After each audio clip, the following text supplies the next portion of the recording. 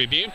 We will have full coverage in the newspaper of this, and of course this is being recorded, so if you have someone that missed it, if you can't watch the entire forum here tonight, then you will be able to go back and watch this as well. And again, thank you for joining us here at the Independent Tribune Cabarrus County Commission Forum. 7 candidates. Looks like most everybody is here already, and we'll be getting underway here very shortly. Thanks for joining us.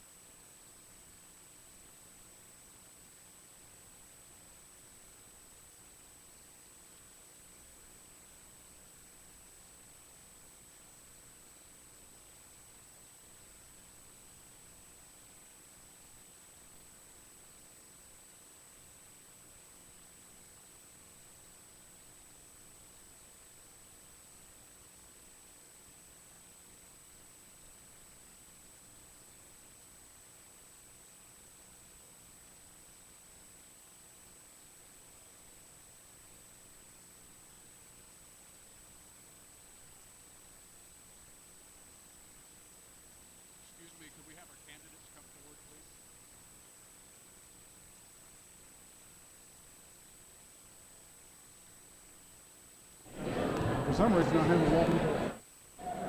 Official? Yeah.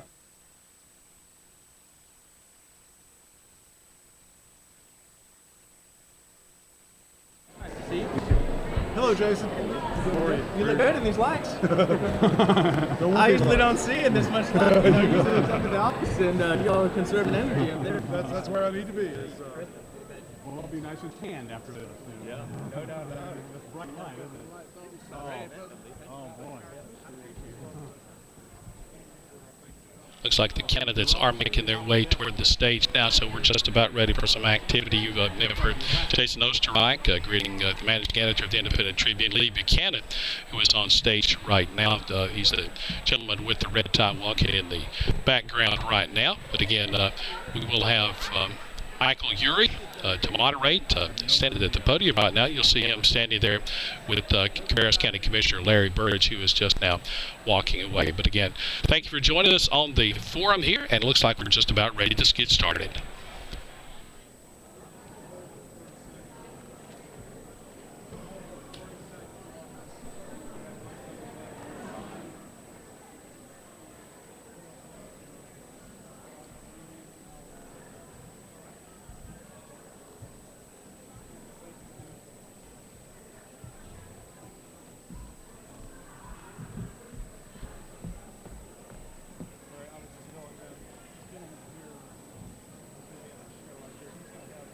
I guess we had a false start there for just a second, so they'll continue to talk up there on the stage. We do not have the candidate's mic queued just yet. You will hear some background noise and maybe a snippet of conversation as the moderator's mic is open.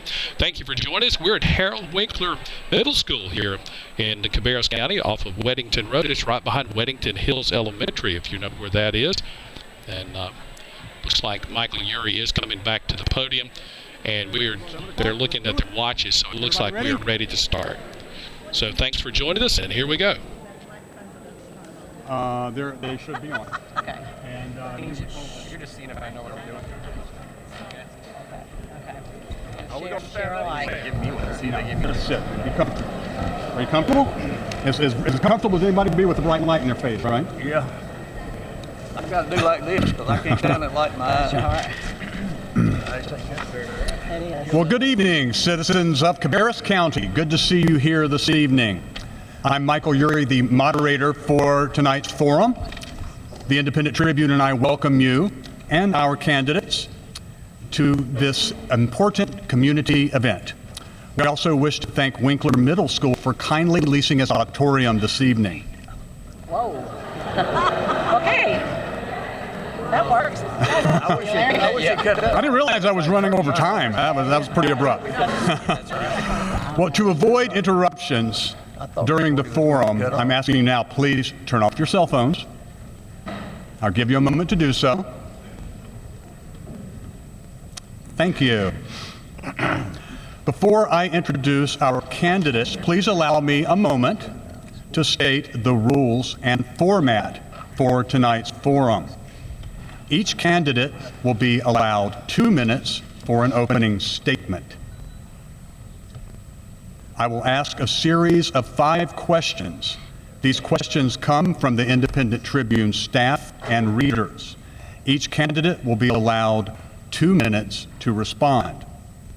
Each candidate will be allowed 3 minutes for a closing statement.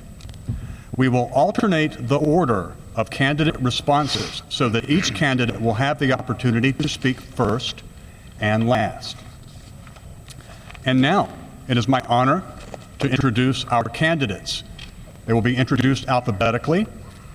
I welcome your enthusiasm, but please refrain from applauding for an individual candidate. We'll applaud for them all once the introductions are made.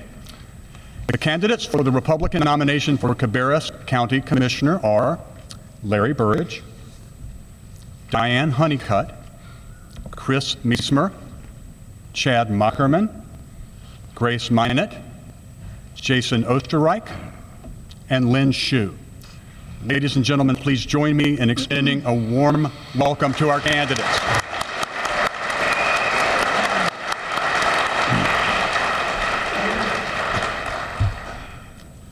Opening statement from each of the candidates, 2 minutes each. We will start with you, Mr. Burridge. I want to thank all of you for being here tonight. That light's killing my eyes, so I am running for county commissioner, be my second term if re-elected.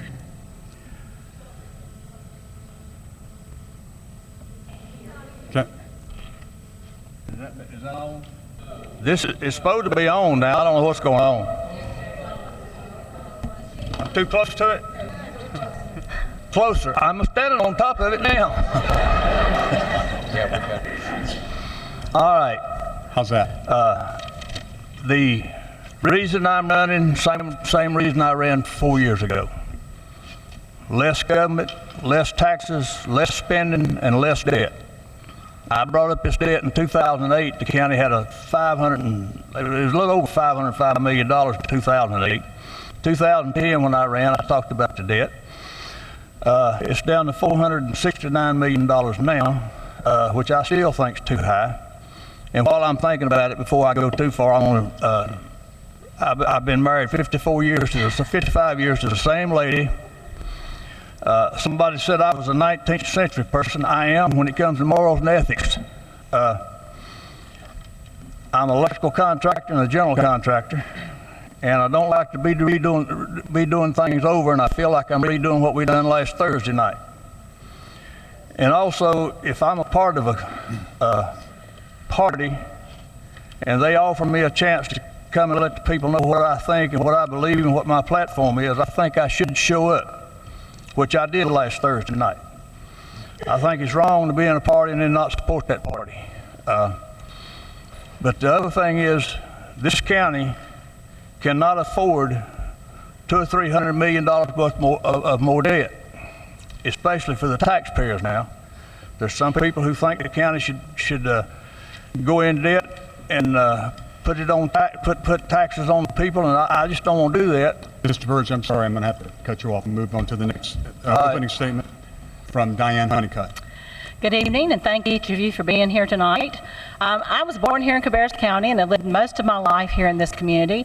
I graduated from Pfeiffer College with a degree in business administration, and my mother, Betty Honeycutt, and I are co-founder and team leaders of Team Honeycutt at the Allen Tate Company.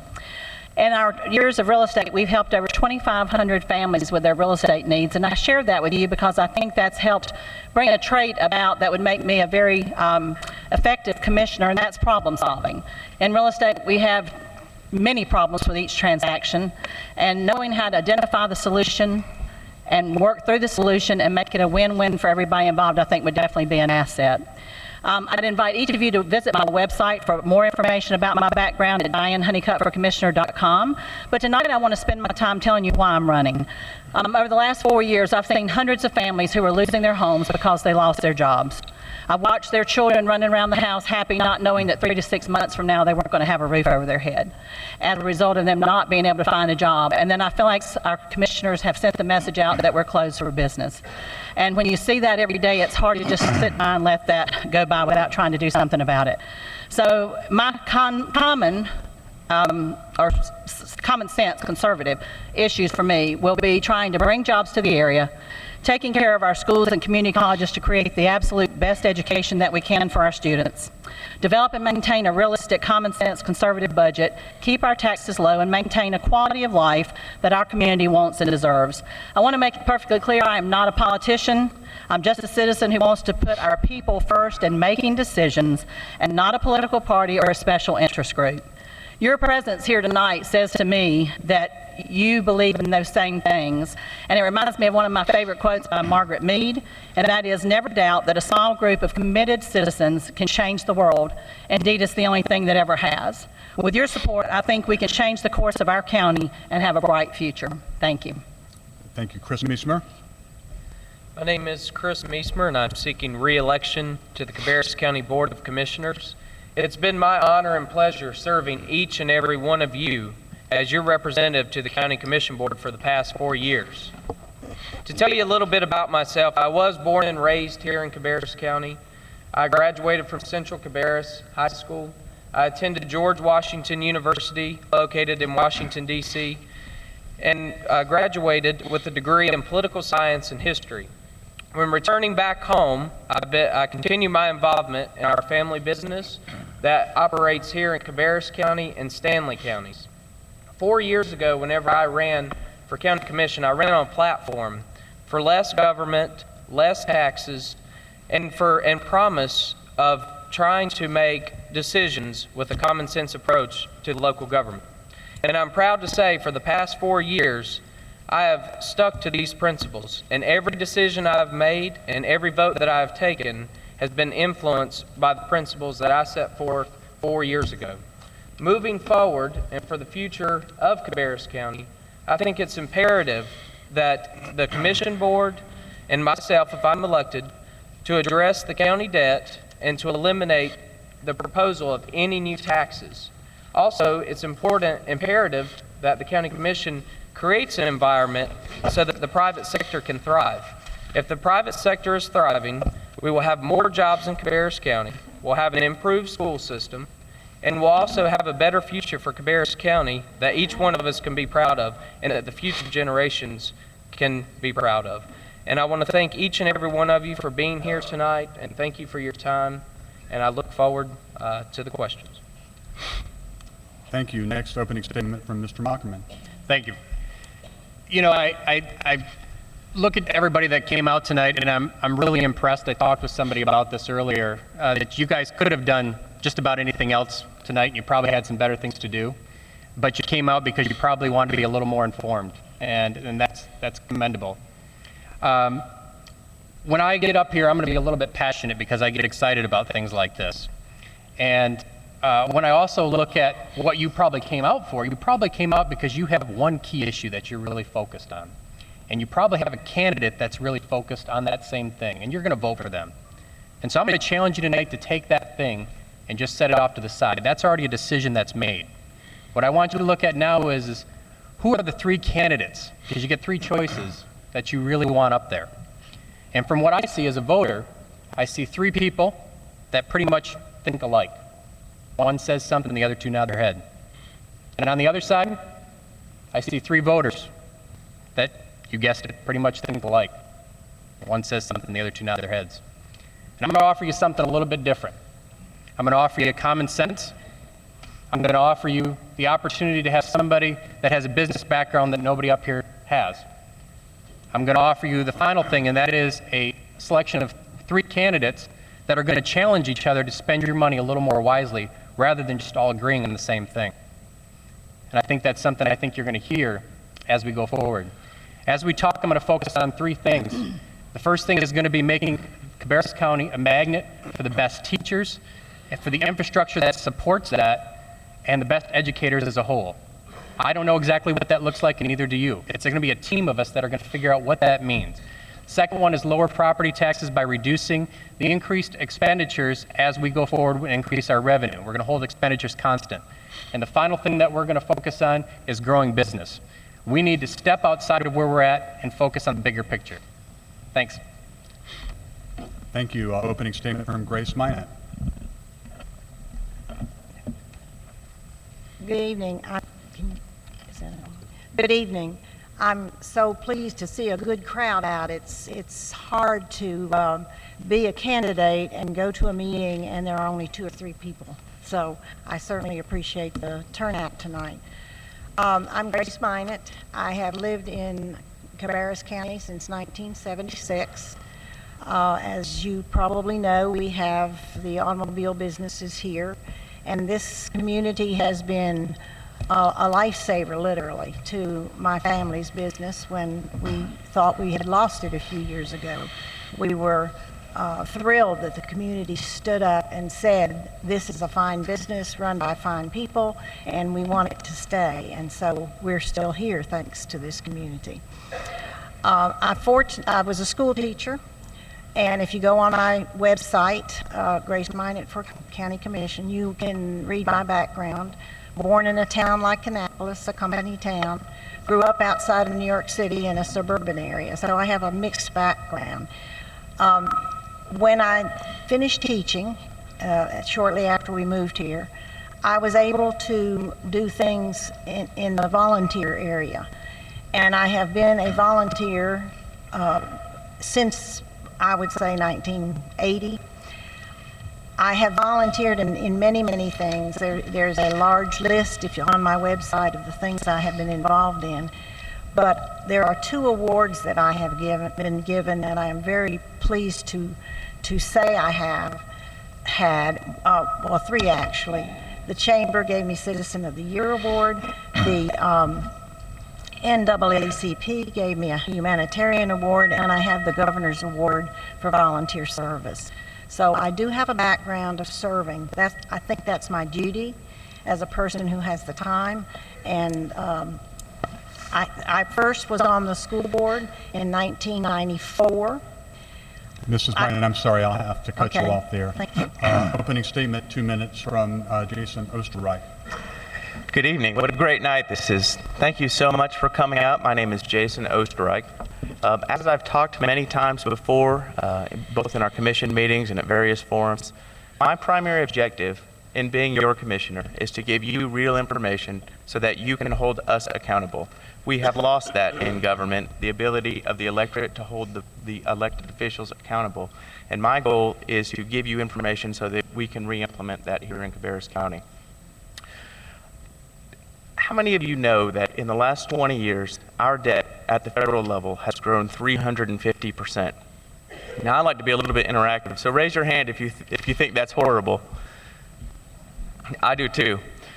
What I found out when I came on this commission is that our debt in Cabarrus County has grown 700% in that same 20 years. Our debt in Cabarrus County has grown at twice the rate of the federal government's, and that's horrible. And it's a little bit ironic that I sit here tonight in between former Commissioner Minot and Board of Education member Lynn Shue, and those 2 people alone, between the 2 of them, have either approved or spent almost every dollar of that debt in their time serving in this community. But that's the easy part, to talk to you about a problem. I want to talk to you about solutions. And so what Chris Meismer, Larry Burridge, and I have done is work up a plan by which we would put about $30 million of our surplus cash, and we've got a $32 million reserve. So this is not the $32 million reserve. We're going to take that surplus cash, put it into the schools, use our retiring debt service, put that into the schools, and prioritize our budgetary items. But we're not one-trick ponies. While we've been working at that, we've also raised teacher salaries, and we've provided new amenities for the community, such as EMS substations in both Harrisburg and Midland we funded. And so our goal is to provide solutions while remedying some of the previous problems. Thank you very much. And the final opening statement, Lynn Shue. Good evening, ladies and gentlemen. My name is Lynn Shue, and I was born in Cabarrus County. My father was Paul Shue. He had 4 brothers. I was named after his oldest brother that was killed in World War II in Luxembourg, Germany. There was a time during that war that my dad and 3 of his brothers were serving in the military at the same time. In 1972, I graduated from Central Cabarrus High School, and after graduation, I joined the United States Army. My last assignment was at Fort Bragg, where I was a member of the Airborne Division Special Forces Unit. In April 1975, I was named the 18th Airborne Corps Soldier of the Month and was also honorably discharged that year from service. Shortly after is when I married my childhood sweetheart, Patty. We've been soon to be married 39 years ago. We have 2 sons and 2 grandchildren. After getting out of the Army, I worked for 4 years at a local finance company in Concord, where I later became a branch manager. In 1979, I started from scratch and operated my own water treatment sales and service company. During the 18 years that we were in business, I had 4 offices, and we became the largest water treatment dealership in the company of over 350 dealerships. In 1997, we sold our businesses due to health reasons. In the year 2000, I first was elected to the Cabarrus County School Board, and then re-elected in 2004 and again in 2010. I served as chairman for the previous 2 years. And as Mr. Osterreich said about the debt, 15 of those schools has my name on it because that's how many I've worked on. 8 elementary schools, 4 middle schools, and 3 high schools. So folks, what I want to say is I have served my country during a very difficult time in American history. I owned and operated a very successful business for over 18 years. I've served on the Cabarrus County School Board for almost 12 years now. I'm already familiar with the county's budget process and the schools process, and I'm out of time. Thank you. Yes.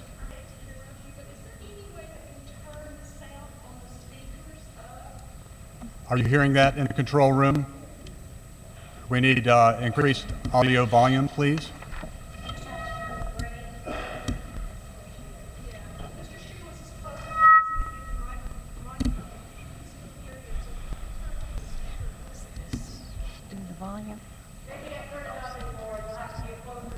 Okay.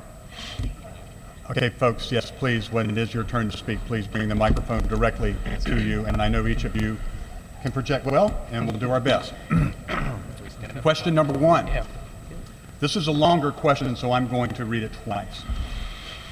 With more than $100 million worth of facility needs identified by Cabarrus County Schools, and considering the steady projected growth in the county's population, what should the county do to meet the needs of public education? I will repeat that. With more than $100 million worth of facility needs identified by Cabarrus County Schools, and considering the steady projected growth in the county's population, what should the county do to meet the needs of public education? 2 minutes for response from each candidate. We will start with Diane Honeycutt. Well, I think the first thing that we need to do is look at other ways to generate revenue. And one of those ways is by bringing companies to the area. What we have learned through tax documents and tax records is that when we have companies that come into the area, they generate revenue. Over the last 15 years, from 1997 to 2012, we've had companies come into the area, and during that time, they have provided $159 million in tax dollars for us paying them $30,000 in grants. That's an 18.7% return on investment. In addition to that, those companies are providing jobs for our citizens who are able to help our economy locally by buying homes, cars, insurance, going to the movies, getting their nails done, hair done. So they're putting money back into our economy, in addition to the fact that we get strong corporate citizens by the companies supporting our nonprofits and community efforts that come through. So I think generating more revenue is going to be the first step, and at the same time, it will help us keep the tax burden off the residential taxpayer. Right now, our breakdown on how our taxes come in, we're 69% residential, 21% commercial, and 9% industrial. So we're going to have to build that commercial and industrial piece to be able to do that. And there's a lot of needs for our schools that have to be met, and we cannot continue to be putting off the maintenance issues. As a realtor, I can tell you deferred maintenance costs a lot more than if you deal with the issue front and center. The other is the tax rates. As I know they've talked about giving, pay raises to our educators. When they came before the school board and asked for 1.5% pay raise to the average teacher, that would have been $686 after no raises for 6 years. The three opponents here who are currently commissioners would not second that raise. One actually made a motion for 0.75. And as a result, they got a 1% raise, which ended up being $457 after 6 years of no raises. I just don't think that speaks well for our community. Thank you. Same question, Chris Meismer. Of course, we have a lot of needs coming from both Cabarrus County School System, Kannapolis City School System, and Rowan Cabarrus Community Colleges. We have growing needs across all three systems, and I can tell you that this current board has been the most aggressive in addressing these needs with Cabarrus County School System, Kannapolis City School System, and RCCC. We have been on the ball. We have done more in the short recent time addressing these needs than has been done in my whole tenure on the commission board. And as far as the maintenance, the Cabarrus County commissioners give the school boards a grounds and maintenance fund every year to address these needs. Unfortunately, Cabarrus County School System does not spend all of the money that we give them each year. So they have additional dollars left over each fiscal year and do not fix the problems. So we hear that it's a funding problem, but it's not. It's a priority problem. We do not have list of priorities that should be accomplished first. And as far as the comment made about increasing revenues, the solution is not to increase revenues, because that means a tax increase for each and every citizen in this room. The solution is to get a priority list in order from each school system and address those needs as they come. And as I said, having this Cabarrus County School System having funds left over each year from their maintenance fund shows that it's not a funding issue, it's a priority issue. And we're working hard on trying to work with the school system and the administration to get these issues resolved.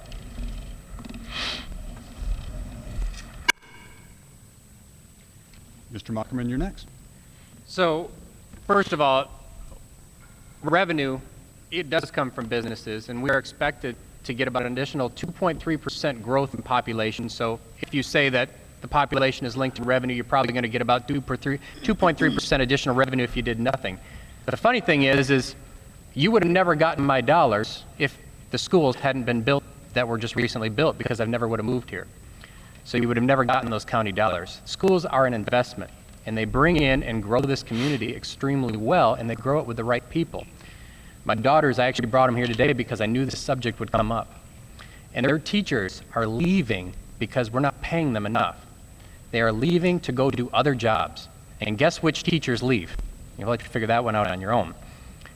To retain the teachers, we need to make the right investments and make this, as I said, a magnet. I don't want to just retain teachers. I want to make this a magnet where the best teachers are dying to go to. And that's going to require some investment. And the way I want to do that is I want to hold all of our expenses constant as of today. It means no program cuts.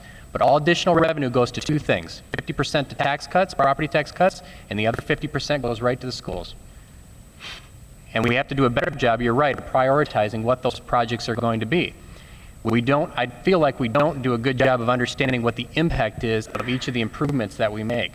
There are a lot of things that we could spend money on, and there are a lot of things that we do need. But I know a lot of people that come to me and tell me a lot of things that they need in my business every day, and they don't necessarily need all of them. But when they show me a prioritization of what the impact is, then we can make a good business case for that investment. We're going to have to spend money to grow this county the right way. And it is going to mean that also businesses have to come in here and help us out too.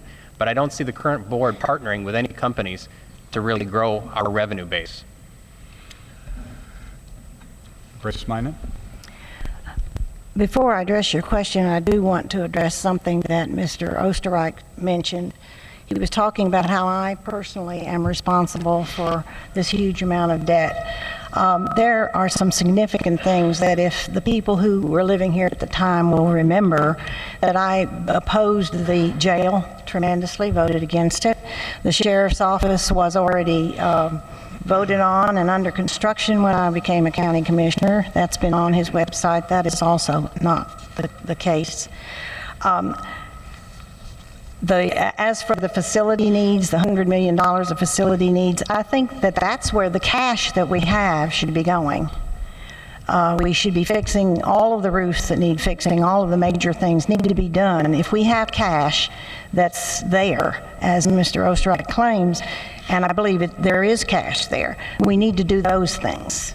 And then, like most people do and most businesses do, when you have a major capital investment, you borrow the money. Our business is currently having to renovate and remodel our business. We're not paying cash for that. We're having to borrow that money. And that's the way business handles their major expenses. I've also heard some of the others say that we have overwhelming debt in the last 20 years or so. Folks, we've had overwhelming growth. That brings overwhelming debt because you have to have a classroom, a seat for these children that have been coming, and that has been a constant battle until we hit the downturn in the economy when it slowed some, but it didn't end. We're still growing, and it's going to start again. So we have to face the fact that we're going to continue to grow and continue to have need for these major capital expenses. Thank you. Jason Osterreich. I would start by addressing Commissioner Minette's comment. You were not present the night they actually voted on the jail. You did not show up for one of the most important votes in Cabarrus County history, but you did vote yes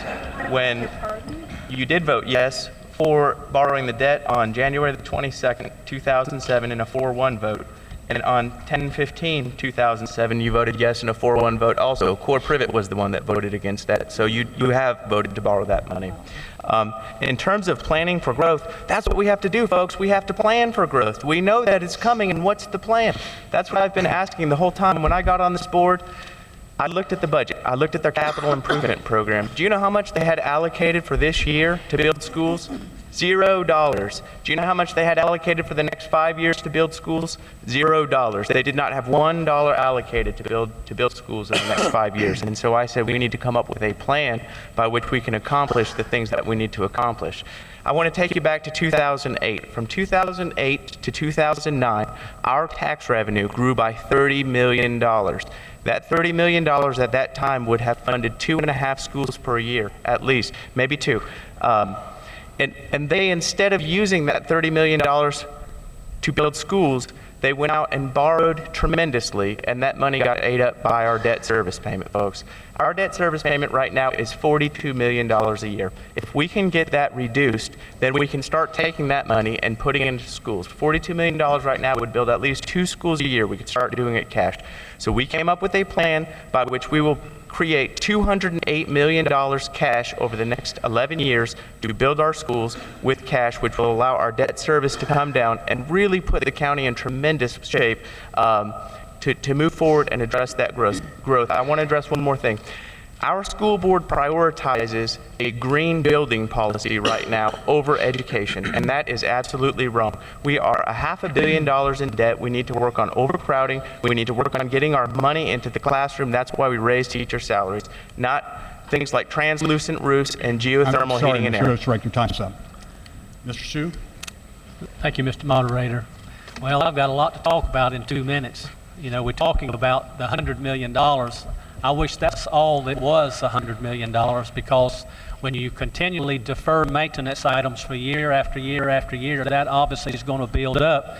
And Mr. Osterreich's talking about for the last 5 or 6 years that the county accumulated an additional $30 million in revenue, and that may be true, but remember, one of the faults that I find with the current commission board is that here we have schools with roofs that are leaking, literally setting buckets surrounding the classroom, mold and mildewed, and the deferred maintenance list just keeps going on and on and on.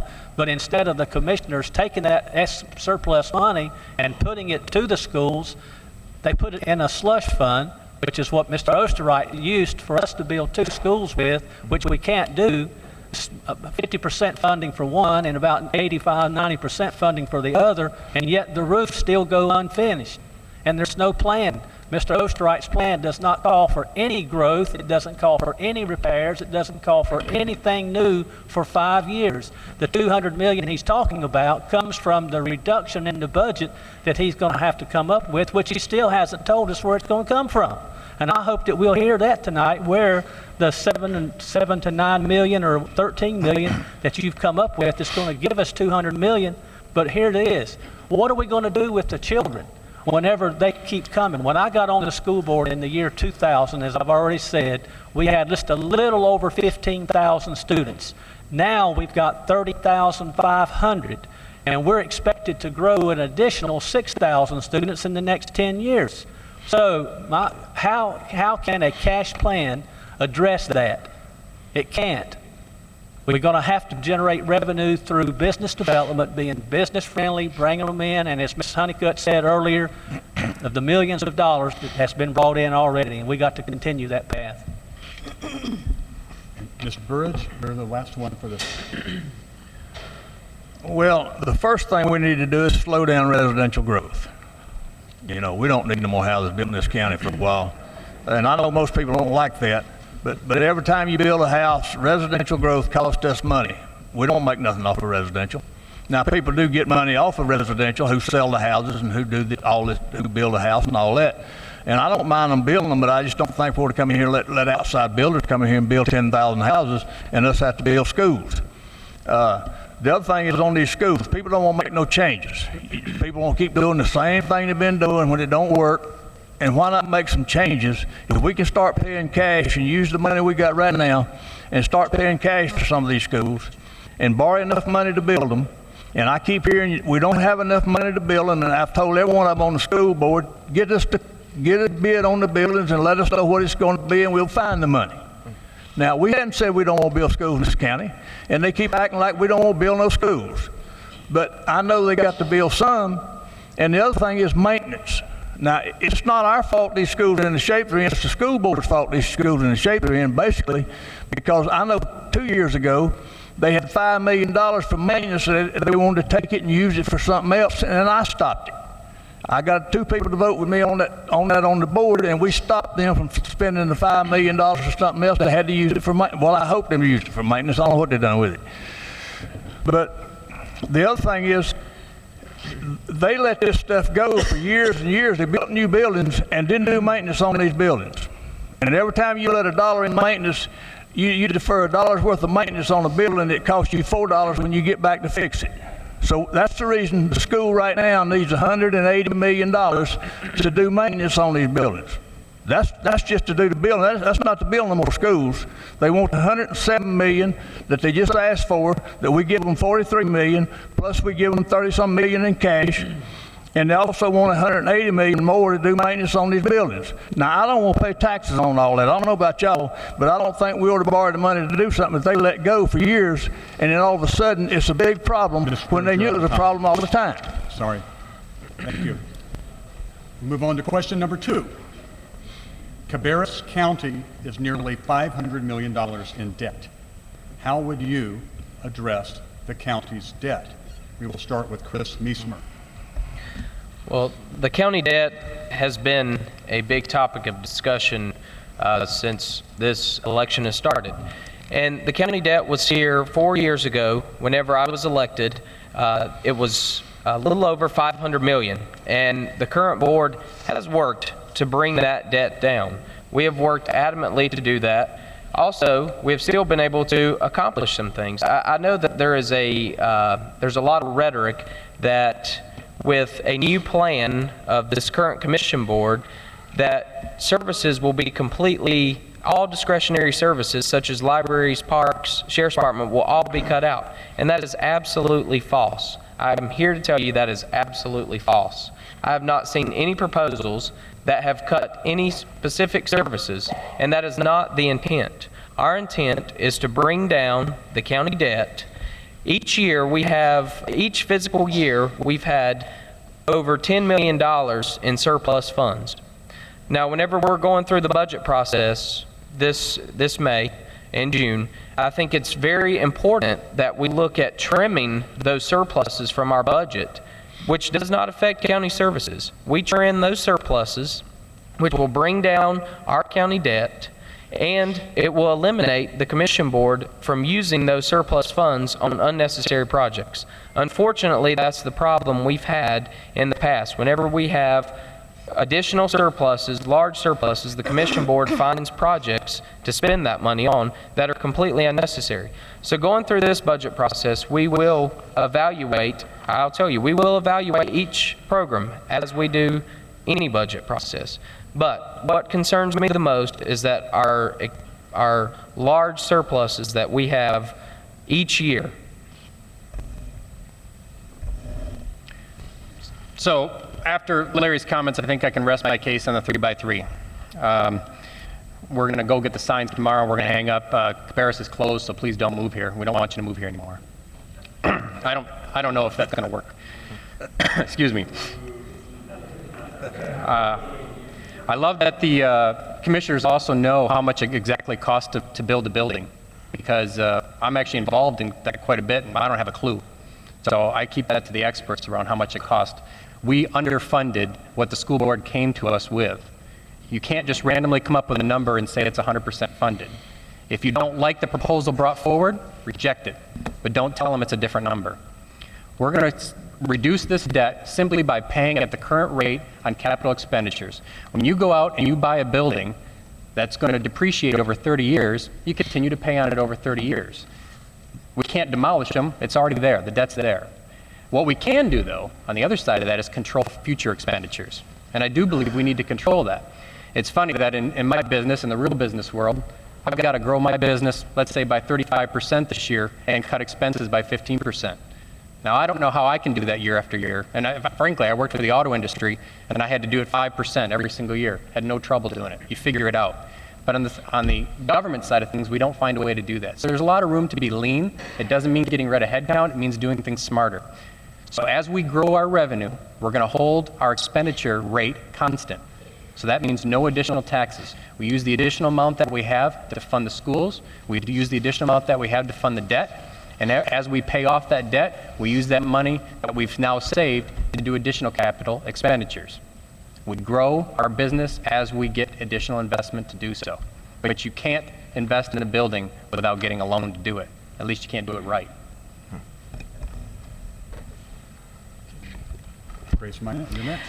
The debt is falling, and that's because we are continually paying down these previous mortgages that we've had on all of our schools.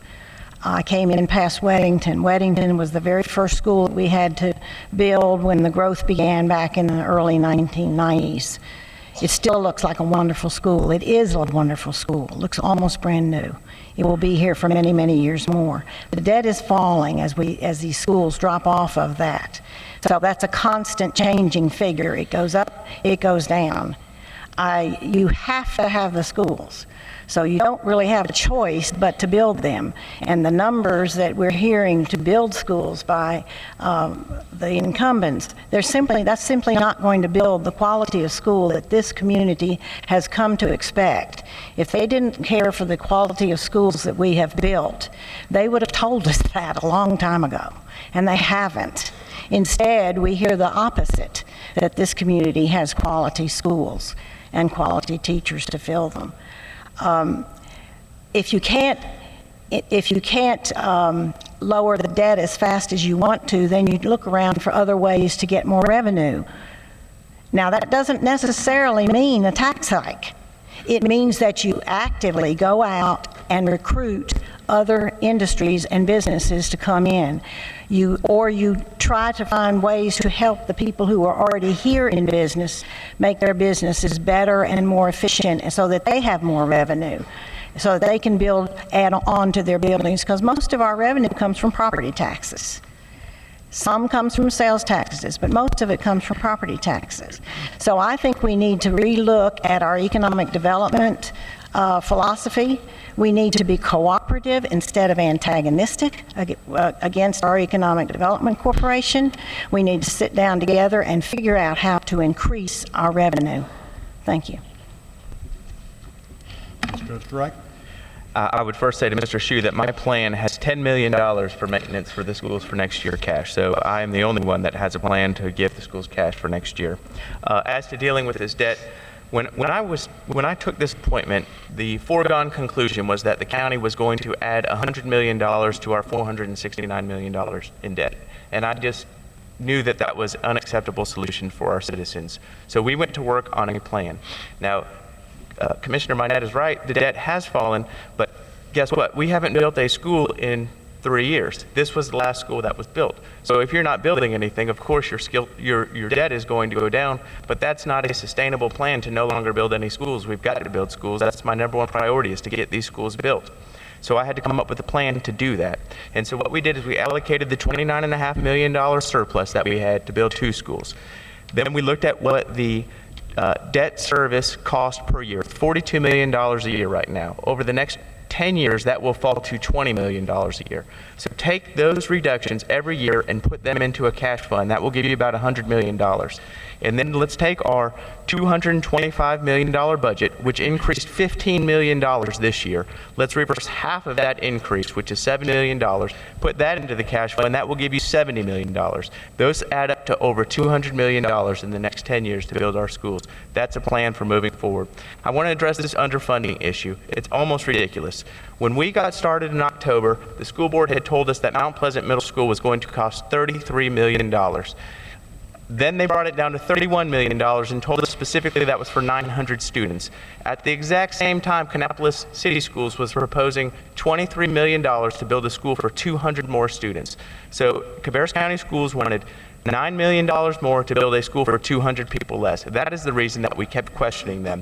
Now, one of the things, Lynn Hsu will tell you that the number changed. And listen closely. They did a ORES study to test capacities. I'm sorry, when they your gave us time's the up, number, sir. they did not even check their own study to tell us the capacity Mr. number. Osterreich, your time's up. I'm sorry. I wish we had more time, but we do need to do this in the interest of time. Thank you. Lynn Hsu, you're next. Thank you, Mr. Moderator. We want to talk about the debt and the comparison between Cabarrus County and the federal government. Let me just tell you a few things, what the federal government has done in the last few years. Did you know that we've been fighting a war on terrorism? We've been fighting a war on crime. We've been fighting a war in Afghanistan. We've been fighting a war in Iraq. We've been fighting a war on drugs. We just come through a terrible recession for the last 5 or 6 years that none of us pulled out of yet fully. And so how can you compare a country of 300 million people with trillions and trillions of dollars of budget to a county the size of Cabarrus with 186,000 people? I've yet to figure out how you can do such a comparison as that. But anyway, that's fine. Let's look at the debt. Let's look at what we have for the debt. Just like you, when you're at home, you buy a car, you buy a house, you buy a boat, whatever you buy, and a lot of you are paying for those type things because we don't have the cash just to go out and buy those. But let's look at what we've got in the last 18 years since we've been building schools. We've built 20 new schools at least. The oldest of the new schools is 18 years old, which is, I believe it's Irvin right over, Weddington Hills is the oldest of the new schools, 18 years. We've got a new bus garage that services over 300 buses. We have a new facilities and maintenance center out at the education center, a new ed center. We've got a new county jail, sheriff's office. We've got the event center and the arena out there. We got the new Health Alliance building, and we got multiple additions and renovations that the school system has done for the last 18 years. A lot of that was paid with cash. And we need to continue to pay cash for the things that we can pay cash for, just like it would be in a home. You know, for a small item, go get a couple $1,000s, you probably can write a check for that, no problem. But when you're talking hundreds of thousands of dollars, you know it's like millions for the schools and for the county. Thank you. Mr. Bird, you're next, sir. Well, you know, you want to talk about the debt. This year we'll pay $15,422,699 in interest on the debt. When we get this $469 million debt paid off, we'll be paid $121,599,637. You don't get nothing for that. That's all just thrown away, as far as I'm concerned. That's the reason I don't like debt. That's the reason I don't like interest. I don't like to pay interest on anything. Now, you want to start talking about what the federal government does, talk about the war on drugs. It's a total failure. You talk about the war on poverty. It's a total failure. I remember in 1964, Lyndon Johnson said, give me $555 billion and I'll stamp out poverty in America. We done spent $20 billion and it's worse today than it was in 1964. So don't sit here and tell me that the government knows how to do everything. The government is our problem. It needs to get out of the people's way and let the people work and take care of themselves.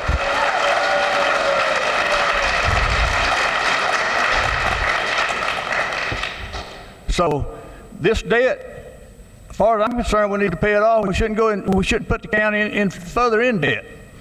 But you want to talk about what we need in this county? We need industry brought in here. We need jobs brought in here. And we keep talking about tax incentives. I've told them on every tax incentive, I'll vote for it if you give it to everybody. They don't want to do that. It's unfair to give it to one person when the man down the street has been here 20 years and never got anything. And it's number 9 on the list of why companies move to a place. Thank you. And Diane Honeycutt.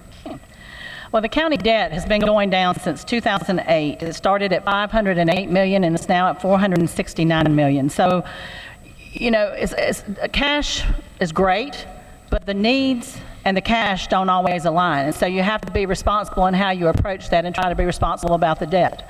As a realtor, I see every day where folks would like to buy a home and they don't have cash. And so they go out, they research, they come up and they get a mortgage. And there's not a member of this panel up here that hasn't had a mortgage on their house at one time or another per the public records. So sometimes you have to be realistic about what has to be done and figure out the most appropriate way to handle it. I've heard that there's a plan to handle this debt, but in my opinion, I haven't seen a plan. I've seen an idea or a concept. But until these 3 incumbent commissioners can show us where the $9.1 million of cuts are coming from, of a discretionary budget of about $11 million, I don't see a plan. I see an idea. And I hear all the time that they're going to give us real information so they can be held accountable, but they've not shown us what that $9.1 million in cuts is going to be. And I think we as citizens have a right to know that. And I think they need to put that information out there for us. And I think it needs to be done by the April meeting, as was said in the motion made by Commissioner Osterreich. So with that being said, I would challenge them to make sure that we're able to see that and see that between now and April 1st or by the meeting April 1st, because if the discretionary budget that we have, the money that we have is less than that number, then you tell me where it's going to come from. Maybe it's going to come from somewhere, but we don't know yet because that hasn't been shown to us. And right now it appears it'll be the libraries, the senior citizens, the parks, the veteran services, EMS services. If you happen to live out in a rural area that they're going to have to cut the truck and you get ready to have a heart attack, response time's everything. So if they get there for you in 20 minutes instead of 5 and you die or a family member of yours dies, is that worth the plan? The 1.5 cent proposed tax cut is great. I'm all for it if we can do it. Thank you. Don't forget the sheriff's department. You cut everything else.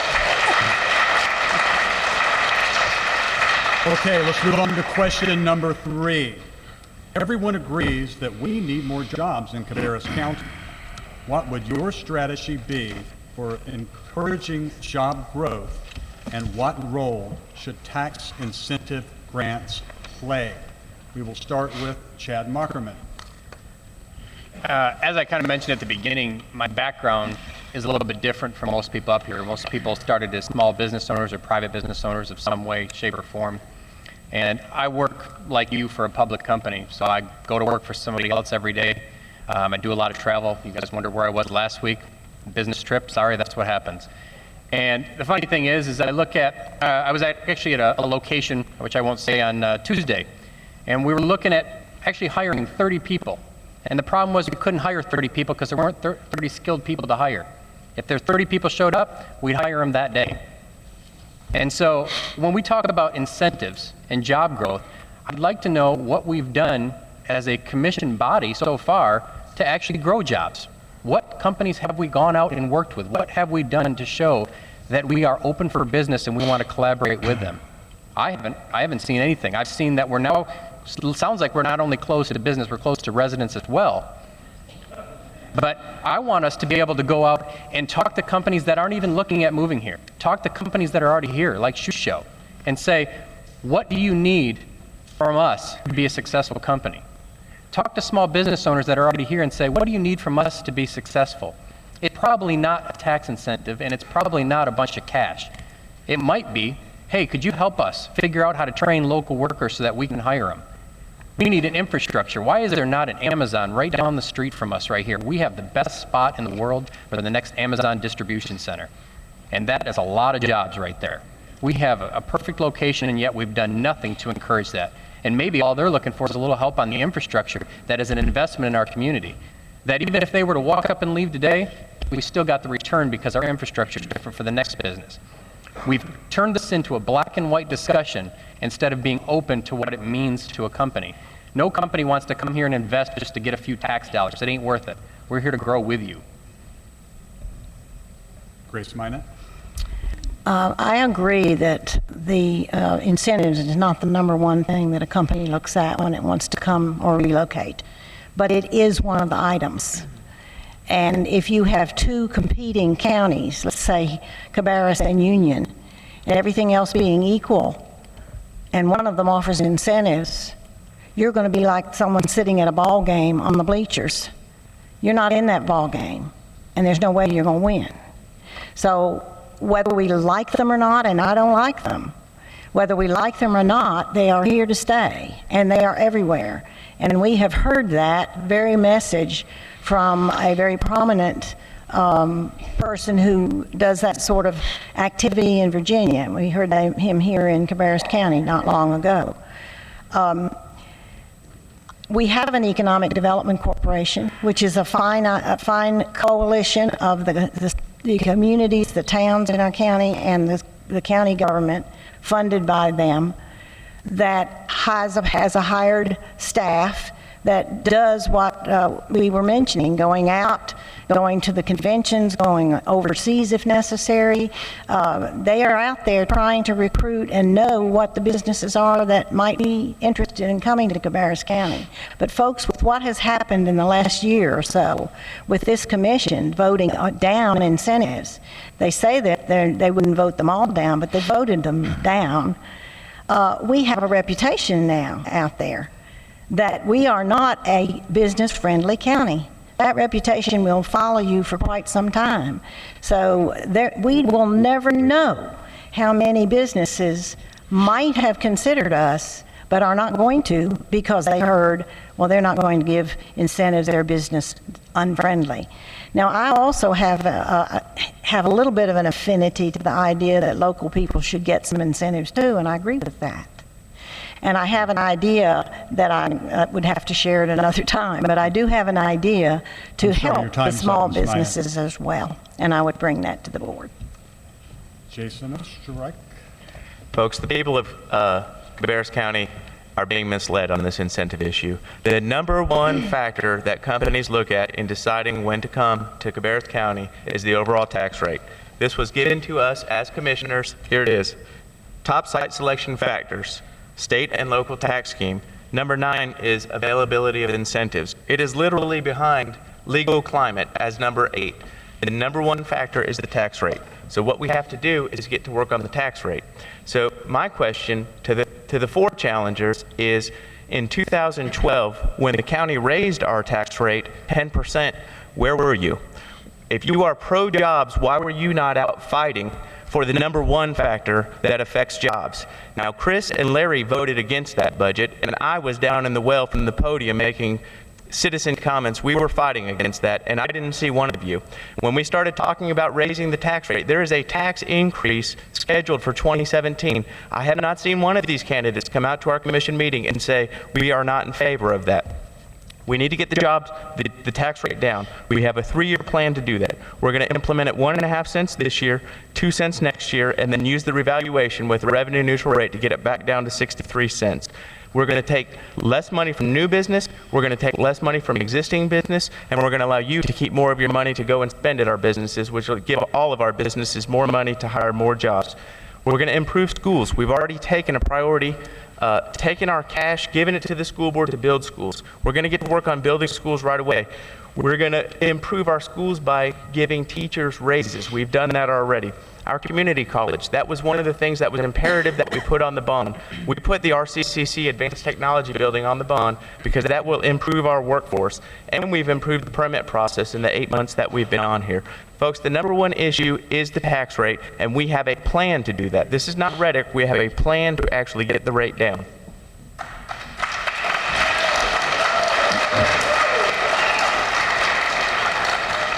Lynn Shue. Did he say me?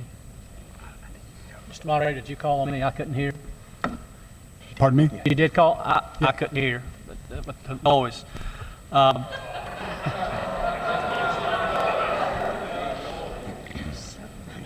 We talk about incentives, you know, and what is the first thing that goes to people's mind? We talk about incentives. People's first thing they say is, there goes my tax dollars.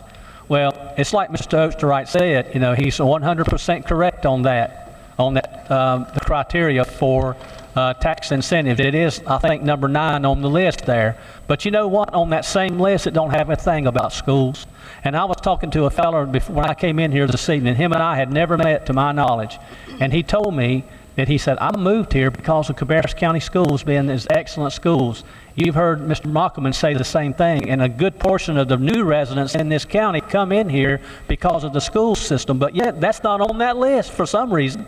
But there was a survey done just recently. It was published in the Triangle Business Journal, and it said that overall 67% of the people in North Carolina favor incentives.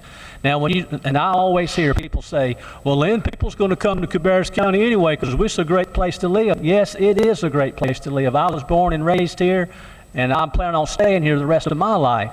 But we live in a competitive world today, a globally competitive world. It's not like we're fighting against Charlotte or Gastonia or some of those other places like that. Sure, we have a tax rate of 70 cents, but you look at Gaston County, 87 cents, Mecklenburg, 81 cents, and we're at 70. And the surrounding counties around us we're not higher or lower than anybody. But incentives are a very necessary point. I don't think we should just open up the checkbook and say, how much do you guys need to come here? We got a whole buffet of things in Cabarrus County that people are interested in, our parks, our libraries, the things that create a quality of life, and I'm here to try to protect that quality of life. Very good. You know, I keep hearing tax incentives. And I know for the last 8 years, everybody except for one person that ran was against them. But when they got in office, they always voted for them. Only been one turned down in Cabarrus County in the last 15 years, I guess, and we done that a few months ago. And everybody's upset about it. But like I say, tax incentives are number 9 on the list of why companies move somewhere. What we need is less regulation from the government. We need to let the private sector create the jobs. The other thing we need to do is we need to get the man in the White House now out of the White House so we can grow this economy in this country. He's a hindrance to the economy of this nation. And we keep talking about tax cuts. I don't know where they come up with this $909 million in tax cuts on the budget. Now, there's things in that budget that can be cut, and I'm not cutting anything that is needed by the citizens of Cabarrus County. Now, if it's something the citizens want, if it's something you want, you ought to pay for that yourself. But I think government should supply the needs of its citizens. But we can't supply everything for everybody. The government can't be everything to everybody. That's what's wrong with the country now. We've got too many people on the government dole, and they don't want to work. We need to put this country back to work. We need to put people in this county back to work. And the other thing is tax cuts. We need less taxes. We get more industry in here, we can have less taxes. Now, I'm not against building houses, but I'm against coming in here and building 25,000 in the next couple of years. It's going to hurt the county. It's going to be hard. We don't have the infrastructure for what we got in here now. So we need to catch up with what's already been done. That's what I'm saying.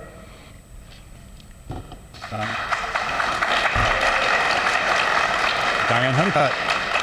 Well, let me start by saying if our three incumbent commissioners will tell us where the $9.1 million of cuts are, we'll quit asking.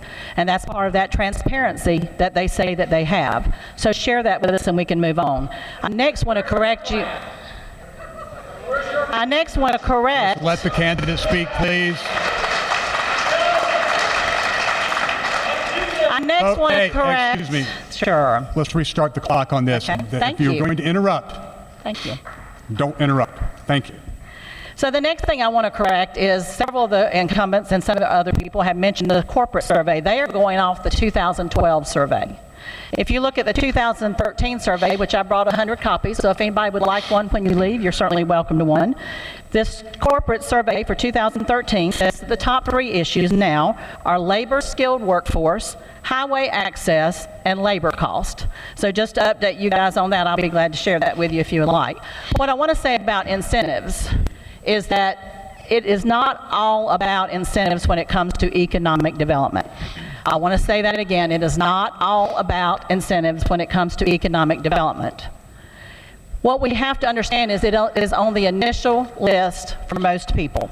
And when they go down, if they've got 10 requirements on it and you can't check every box, you're not going to get to round 2. So we have to be flexible and we have to be open and we have to send a message that in a situation where it makes sense, that we're open to looking at whatever that is. And all incentives are not cash. So we have to understand that. They come in different forms. And what we also need to understand is one size doesn't fit all when it comes to economic development, just like when people are buying a house. So being flexible is important. Now, I mentioned to you about the advantage from the tax perspective. We paid out $30 million, we got $159 million, and it made 18.7% return on investment. If we hadn't had that, your tax rate right now would be 75 cents as opposed to 70 cents. So you tell me how bringing companies into the area and then paying taxes doesn't benefit our citizens from a tax rate perspective, from a job perspective, and from a community standpoint in the way that they support our nonprofits. So with that being said, I think that probably gives me the highlights. I've got a little extra time, so I'll just pass. Thank you.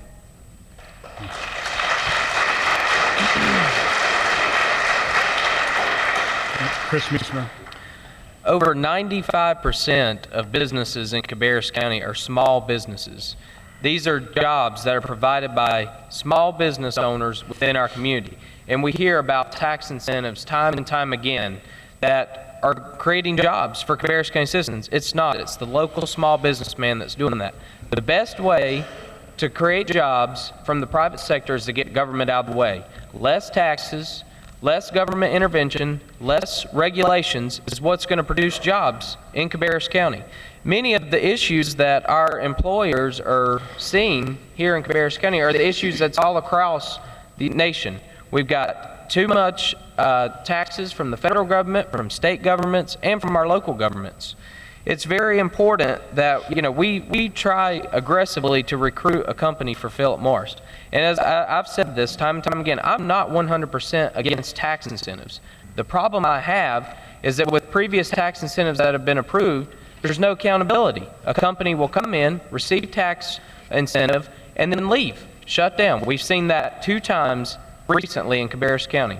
Also, there's no accountability on the jobs. If the number one issue is jobs, then why is there no accountability attached to that? That's what's wrong with our economic development policy.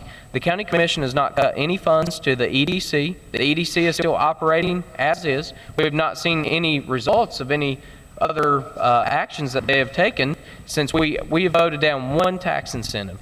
That's it. And I'll say that with our county debt, going back to county debt, $469 million in debt. We had a request for $100 million worth of new debt. If we were to agree to that, we would have the largest debt in Cabarrus County history. And what is that going to do? It eliminate jobs, because somebody has to pay for that debt, and it's going to come from the business owners, the property taxpayers, and that's what will hurt the local economy the worst.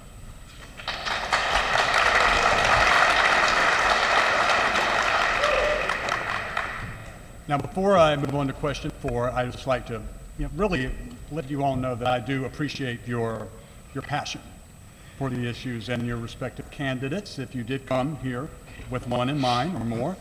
But let's please be civil. And on that note, Question number 4. How do you propose that commissioners work together on divisive or volatile topics? And we will start with Grace Minot. I'm glad I'm first on that one. I think I have earned a reputation of being a person who works well with others.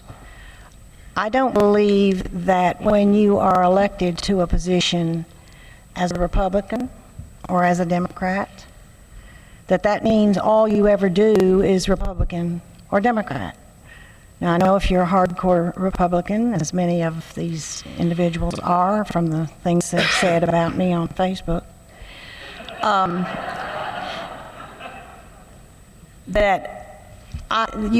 you're working for all the people. You may be elected, but you're not elected just for the people who elected you. You're elected for the entire county and every citizen in it. And I've always worked that way. I've always worked well with my fellow board members, whether it was on the school board or on the county commission. So I'm very proud of that reputation. I would continue that way of doing things. I first ran for an elected office in 1994. And this particular election is the most ugly one I have participated in. I have never had the comments made about me, some of them outright lies, which most of the time I've been able to avoid answering because I don't even like to honor those things. But it's sad. It is very sad that it's come to this. I will tell you what I will do. I have a reputation. If you want to vote for me, that's fine. If you don't want to vote for me, vote for somebody else. But there's no room for what we've been seeing either tonight or on Facebook or in other manners. Thank you. Time's up.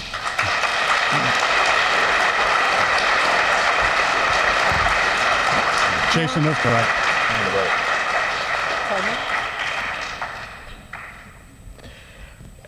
As many of you have seen, I really don't see party. I don't see labels. I walk around. I got here early tonight, and whether you were wearing a Minette Honeycutt shirt or a Jason Osterreich shirt, I walked up to you and said hello and shook your hand. Some people wouldn't shake my hand, but I walked up to you and tried to shake your hand because I believe that Jesus Christ wants me to go up to everybody and be a Christian. Now, we can differ on philosophy. There are some divisive issues. Some people on the board, I mean, quite frankly, Steve Morris had said, I want to borrow $100 million. I don't want to borrow $100 million. So there are issues that divide us. But I always try to be nice. Sometimes I am passionate about things, of course. But even tonight, Commissioner Morris and I may not see eye to eye on very many issues. I still walked up to him tonight and said, good evening, Mr. Morris. How are you doing? Nice to see you, Commissioner. Thank you for coming. I appreciate it. So the thing that I've tried to do is come up with a real plan and then demonstrate that plan to people. And what you've seen time and time again, I made a presentation in October. I made a presentation in December. I talked again in January about this. The problem that I have right now is that things have been the status quo for so long, and that the majority of the board likes to get things done quickly without putting a lot of time into it. I don't think that they prioritize your tax money in the way that it should be. If we're going to go out and borrow $100 million of your money, then we need to have some real long, tough conversations about those. And they're not always going to be easy, but I always try to be respectful. Have I been perfect in that? I have not been, and I apologize for not being perfect in that. But the goal is to come up with a plan, find a way that we can find compromise. I mean, I've compromised on the tax, we've compromised on a variety of different things, but we can't get a partner. I've written letters to the school board, I've gone to meet with the school board, I've come and toured 20 schools, I've come to talk to the teachers, I've talked to parents. I am looking desperately for a partner to work with. Time's up, sorry. Thank you. Lynn Shue?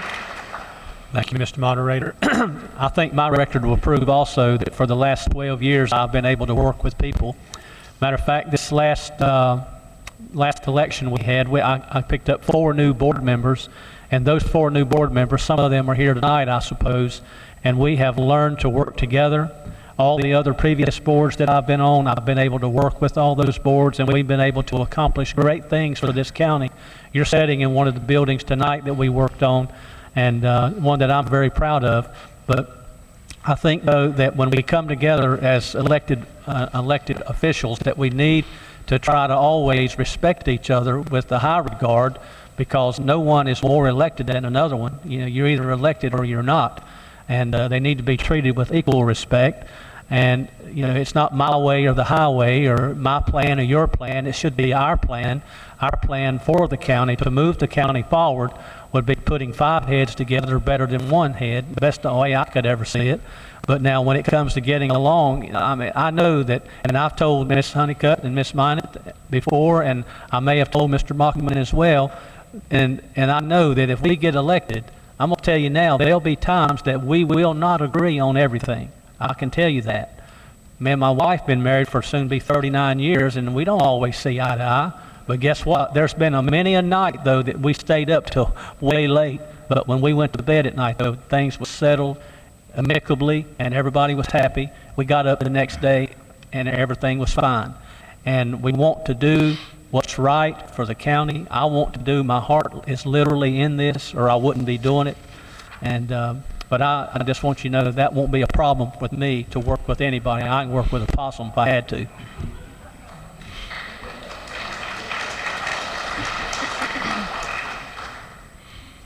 Larry Burris. I'd just like to say half the lies told about me are not true. As far as working with the commission board, I'm willing to sit down and work with anybody that's going to be best for the county and all the citizens of Cabarrus County, including the taxpayers who have to pay the bills.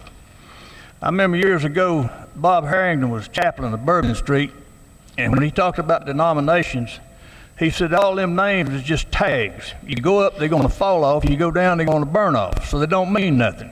The same way with Democrats and Republicans. But now I do part company with the Democrat Party over some of their platforms. They do things I can't believe in. They do things morally and ethically I think are wrong and should not be done.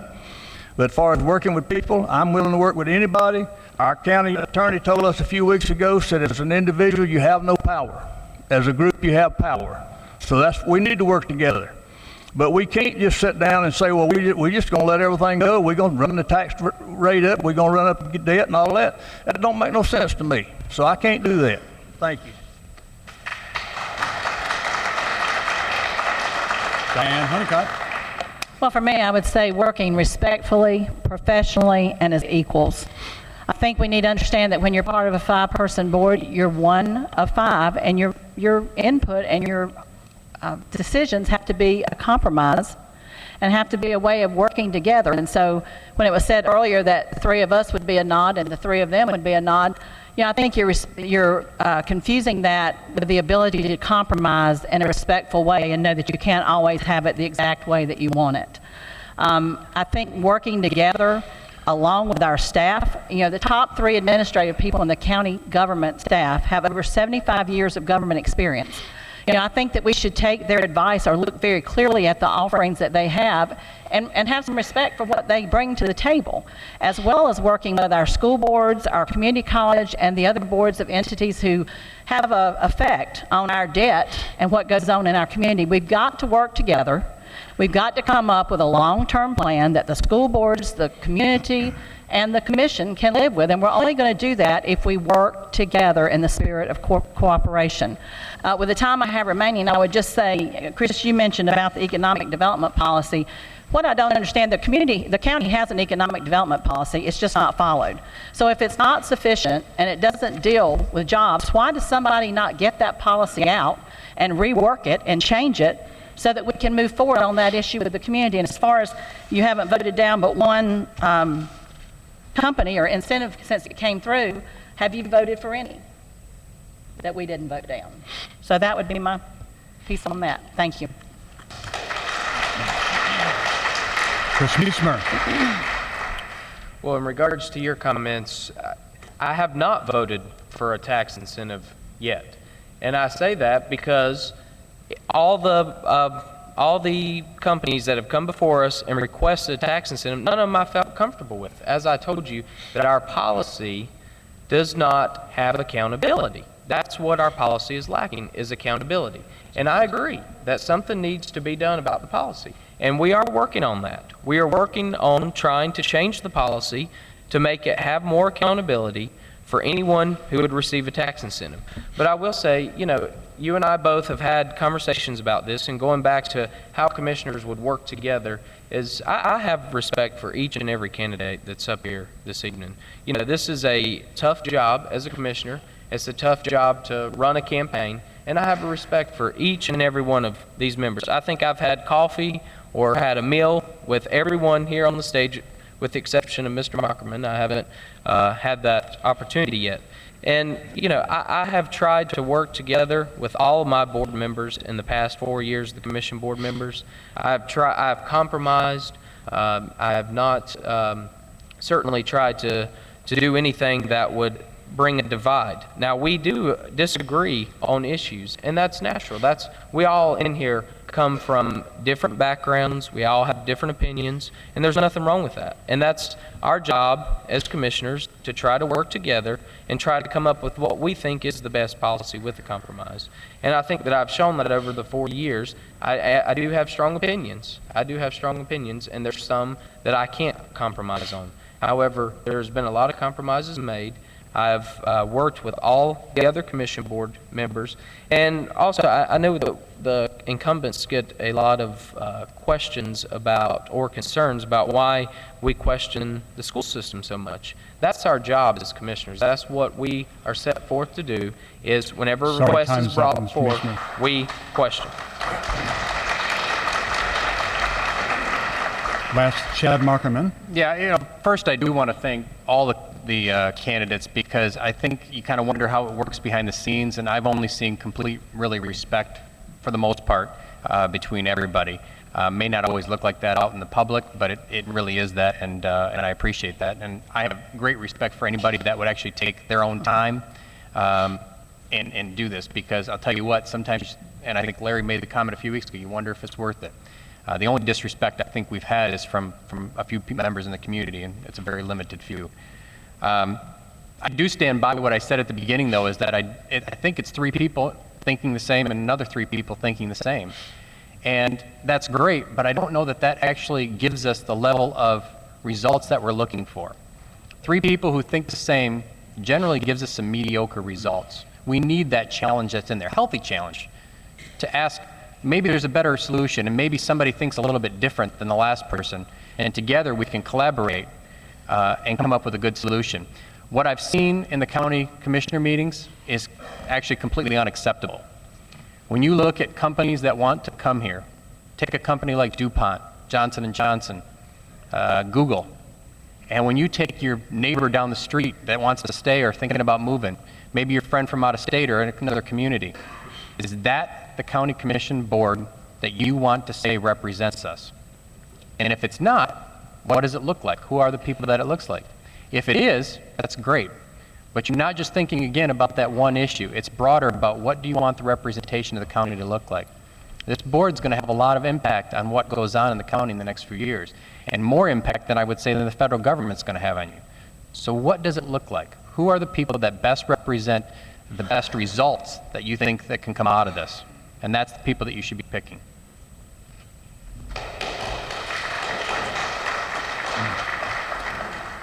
And our 5th and final question is, in addition to the issues already discussed tonight, what other issues would you focus on if elected? We will start with Jason Osterreich. Well, we haven't talked about this very specifically, but my #1 priority is to improve our school system. I feel like our school board has spent too much time and effort prioritizing facilities over our teachers and our students, and that bothers me a lot. We're sitting here in a facility that's 185,000 square feet. Mecklenburg County built another middle school, McClintock Middle, for 1,200 students, just like this one. That's 135,000 square feet, 50,000 square feet less. I think we could have taken that money and put it into our teachers. We've got several facilities in our county that are very old and they're very dilapidated. It bothers me that you build a facility like this and ignore Mount Pleasant and ignore Central Cabarrus. I think if you're going to build schools on a scale of 1 to 10, instead of building 10s, we could build 7s. 7s are still terrific schools like C.C. Griffin, Harris Road, Concord Middle. Those are terrific schools. But let's build a 7, and the difference between a 7 and a 10 is 3. And then take it and put it back in some of our 4s, and then you'll have 2 7s. 4 plus 3 is 7. You end up with 2 7, two very good schools as opposed to one exceptional school.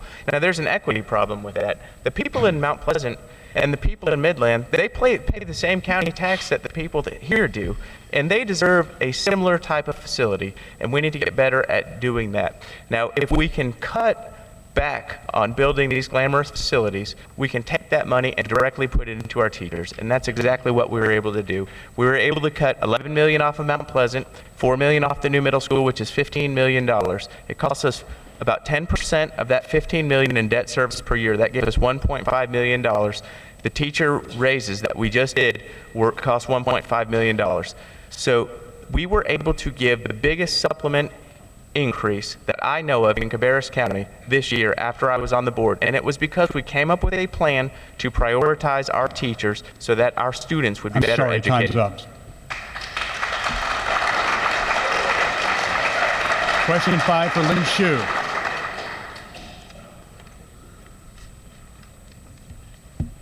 Yes, sir. With being on the end, I can't hear. Can you start the clock again, please? Because I can't hear when he's standing so far back from the mic. Okay, Jason's talking about the raises. Well, we asked for a 1.5% increase for our teachers. The reason that we did that was because the county has a policy where they raise their salaries 1.5% annually plus merit. And my question was to our county school staff was, they only were asking for 1%, and I said, well, look, are the Cabarrus County school teachers and staff not just as important as the county staff? And why are we asking for 1% when they get 1.5%? So we unanimously agreed to ask for 1.5%. And so the only commissioner that even stood up for us on that was Steve Morris, and he made the motion, and the others incumbents, none of them would second that motion, so needless to say it died, and Ms. Poole had to recuse herself since she works for the system. Okay, now we talk about the schools. All right, what we're going to do there? Well, he talks about McClintock. Well, he didn't tell you that McClintock don't have an auditorium. It doesn't have a gymnasium. The classrooms are much smaller than what these are, and and he keeps referring to Taj Mahals and all those type things. I've been doing this for almost 12 years.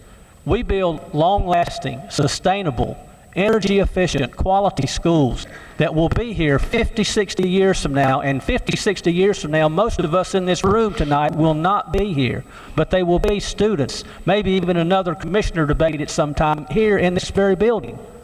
And so, if we want to start cutting corners and building just 4 walls and a concrete floor, then we can probably do that. But I don't think that's what Cabarrus County citizens want. They want more for their tax dollars, and I want to continue to see that we give them what they ask for. Thank you. Question 5 for Minister Larry Burridge. Personally, I think what we need to do is we need to put more money in the classrooms, pay the teachers more, less for administrative costs. The pay raise we gave it to everybody that was making under $70,000 a year. Now, people making $100,000 a year, I feel so sorry for them that they didn't get that 1% raise. But I just felt like it was fair to give it to the lower paid people. The school teachers are the ones in the classroom. They make the least money. They're the ones that should have got more of a raise. I agree with they should get more. The governor says he's going to give them more. I hope he does. We need to work with the schools. But the schools used to coming to the commission board and with the idea that the county has an open checkbook and can just give them anything they want. Now, I don't think that should be done. You see what debt we have now, and most of that was for schools, the debt we do have. The thing is, your school teachers are the lowest paid in the schools. They need to get rid of Common Core. They need to get rid of about two-thirds of the testing they do with these students and start teaching the children. Let the teachers teach the children, and should get the federal government out of it, should get the state government out of it, turn it back over to the counties and put the money in the schools, and we wouldn't have all this trouble to start with if we get the federal government out of it. The 55,000 people work for the federal government in Washington, D.C. Now, what can they be doing for a student in Cabarrus County? Nothing. And they keep on, well, we could get it fixed if we had more money. It's not money. The system is broken and needs to be fixed. The same thing with all the rest of the government. It's broken and needs to be fixed, but we keep hollering, just put more money into it, and we'll fix it. It'll never get fixed if that's what we keep doing.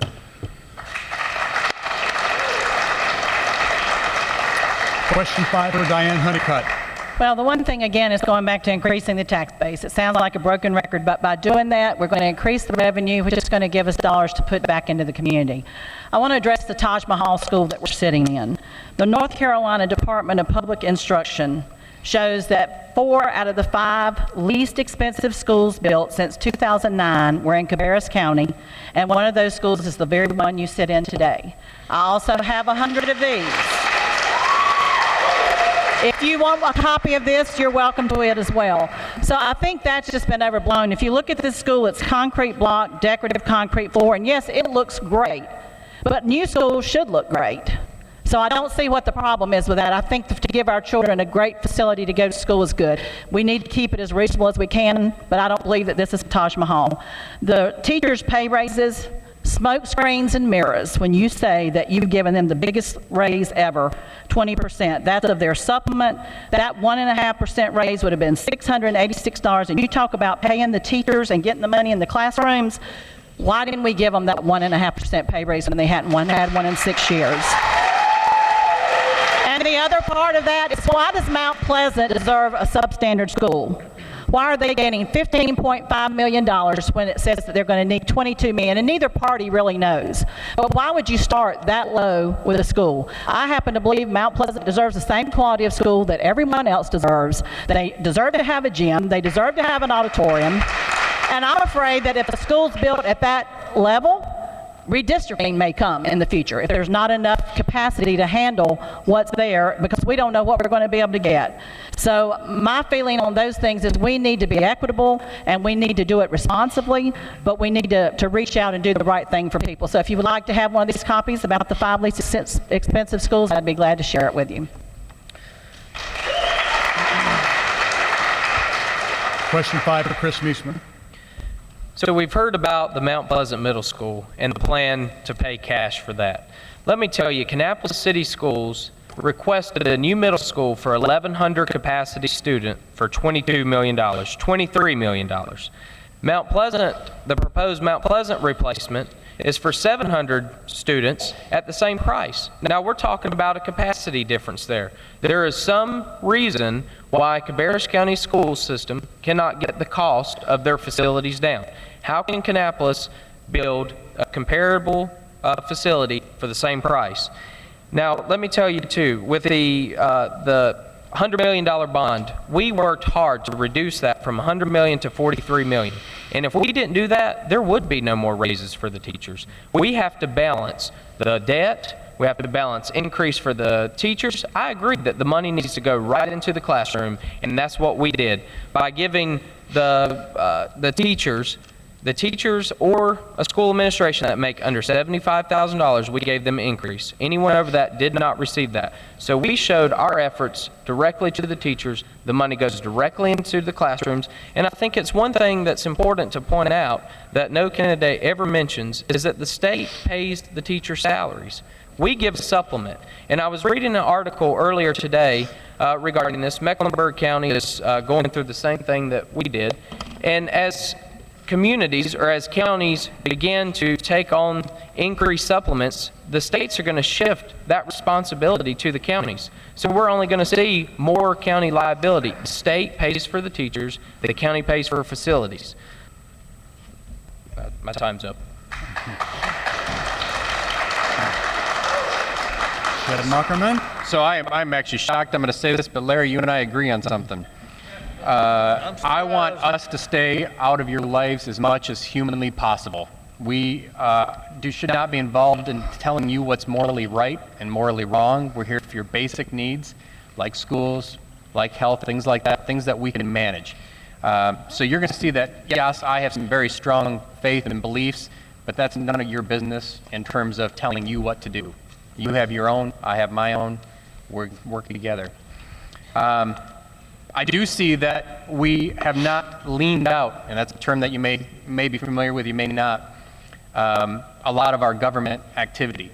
And that's something that you're going to see me push. Anytime we have an opportunity to eliminate a piece of paperwork, a registration, a fee, that's where my focus is going to be. You wonder how I've got the certifications or abilities to do that? For anybody who wants to look up what a certified master black belt is, go look it up. That's what I do. The second part of that is when you talk about school boards, the school board specifically came to us and said the number of students does not match up to the actual cost of a school, and I can back that up. It has nothing to do with that. There's a lot to do with the ground you want to build on and so on.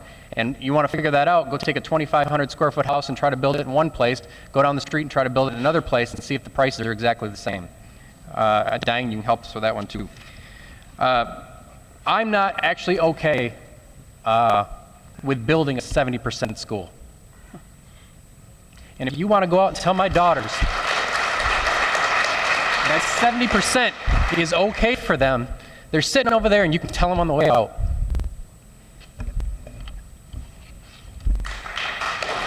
Question 5, Grace Minot. I would like to address the issue of the glamorous facilities as well, and reiterate what Diane said. This building here is one of the bottom 4 per square foot buildings built in North Carolina since 2009. The translucent roof, which people look at and say, oh my goodness, how expensive that is, it has issues that were cost saving. That roof is a much better roof as far as maintenance is concerned. It is a daylight roof so that it saves on lighting during the daytime that you don't need in that center. The fact that this building, as you go out, you'll see it's two separate buildings that are 2 stories each, and they left that center section like an alley, and that was allowed the construction to be done faster and more efficiently by being able to get the cranes and so forth into those parts of the school. That saved money. So to say that this is an extravagant building is a very negative thing to say about a very fine building. And as far as comparing us to Mecklenburg County, I really don't want to be compared to Mecklenburg County.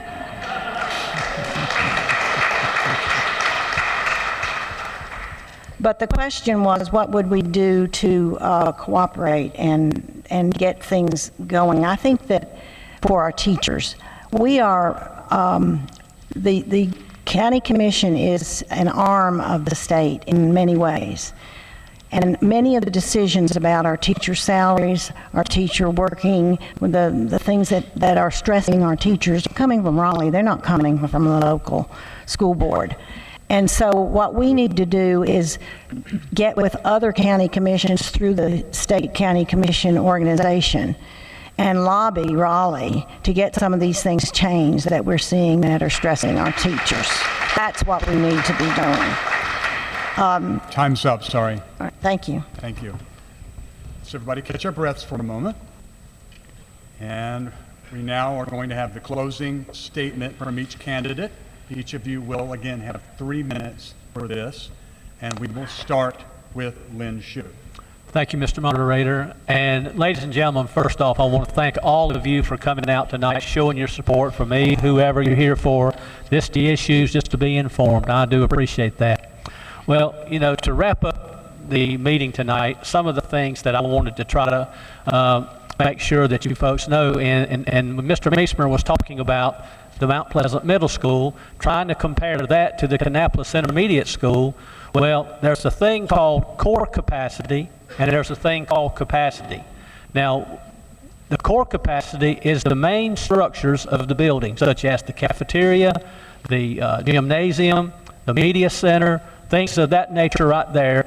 And you cannot build a school that you're going to put 700 kids in there, and hopefully you're going to grow to 900 or 1,000 with a 700 core capacity. Because guess what you got to do? You'll have the same issue that we got at Central Cabarrus right now. The school has been there since 1966. And it's got the same little tiny cafeteria. Do you know, does anybody other than the people that work at Central know how many lunch periods they have to have there to get all those kids through? It's a minimum of 4, maybe even 5 lunch periods, because the cafeteria, when it was built back then, was built for a much smaller core capacity than what is there now, because we've added on to the school, we put trailers out there, and we can't really do any more because of the fire marshal.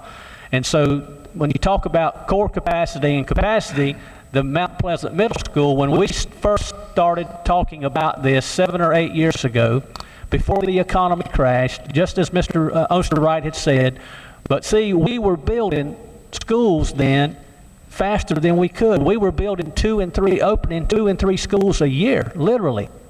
2 and 3 schools, record in the state. We were growing so fast. And so when that figure that he's talking about, the 33 million, 31 million, that was because we were planning on a 1,200 student school. All right, well, time goes on. The commissioners say in 2008, all right, boys, no more schools for 5 years.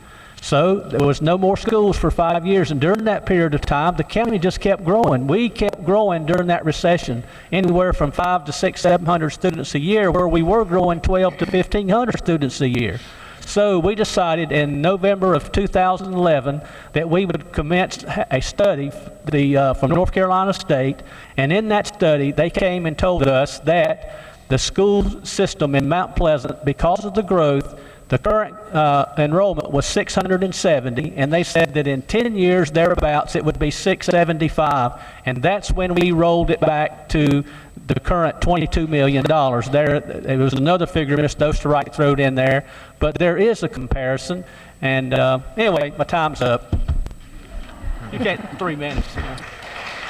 Thank you, Mr. Shue. You can't do a lot. Closing statement from Larry Burridge. I've heard all these things about the school system. We're going to build a half a school. We're going to build it for 300 students. And I hope we don't build any for kids, because ghosts have kids. I hope we do ours for children. We're not going to build a half a school. All we've asked them to do is bring us the figures, the correct figures. And they're going to get the money to build these schools, I can promise you that. We may have to borrow some of it. I don't know. I know we're going to borrow $43 million of it to start with. The other thing is this $9 million is going to be cut out of the budget. I wish somebody would show me where it's going to be cut from. I hadn't seen it. And like I say, there's some things in that budget I know can be cut. But I'm not going to cut it out to where it hurts the citizens of Cabarrus County. And you know, he keeps talking about 3 votes and 3 votes up here. I'm an individual voter on that board. I voted no on that board more times than Coy Privet ever did. And you want to talk about the what's going on in this county? It's some of them Chicago politics, community organizing, the Chamber of Commerce, and the jobs now. If the newspaper's right, and I believe some things they put in the Tribune every once in a while, they claimed that they was raising $200,000 to get us out of office.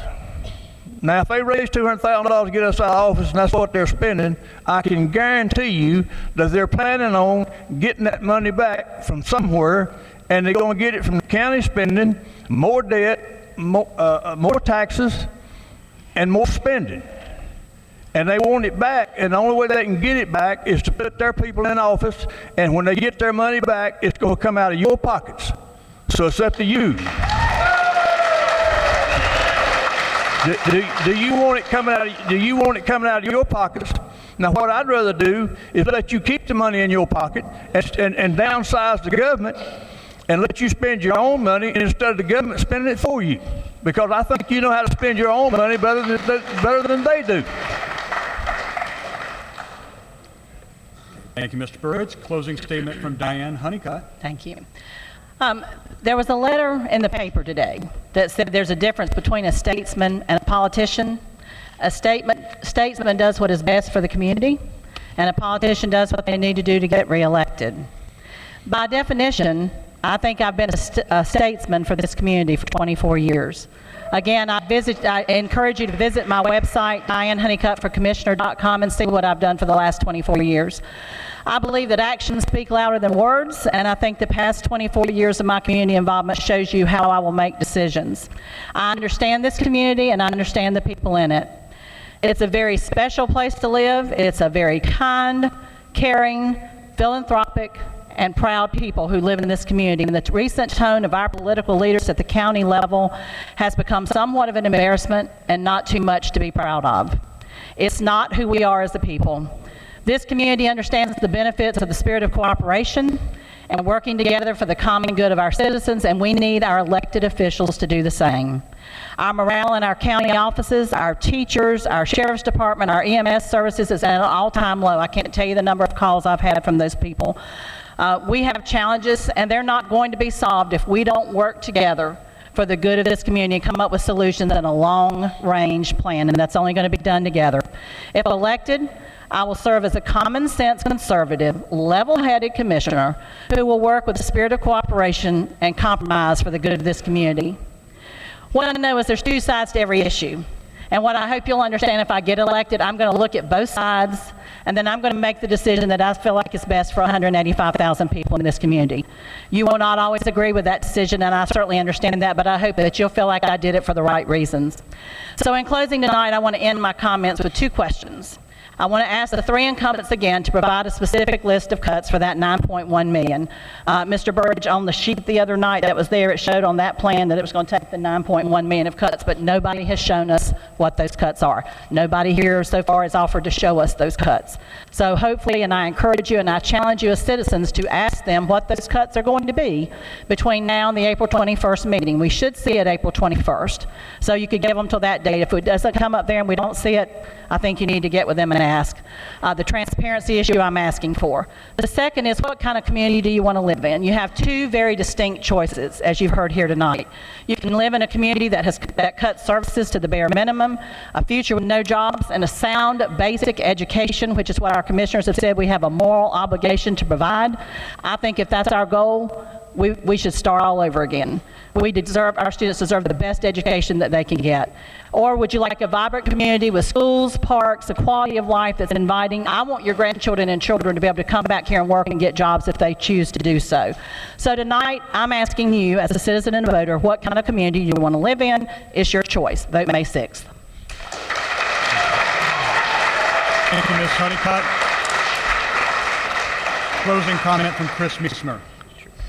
As I told you before, 4 years ago, when I ran for county commission, I ran on a platform of less government, less taxes, and a common sense approach in the decision-making process at the local level.